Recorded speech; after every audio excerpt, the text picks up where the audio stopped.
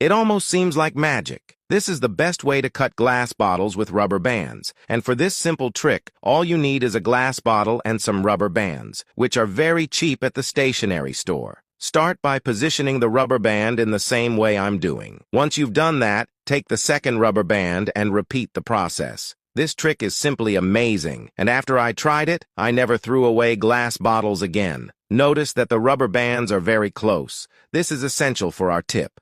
We'll need some rubbing alcohol here, and it needs to be the most potent one you can find. Apply the rubbing alcohol only in the gap between the two rubber bands. The thinner the gap, the more precise the cut will be. Spread it well with your fingers to fill it completely.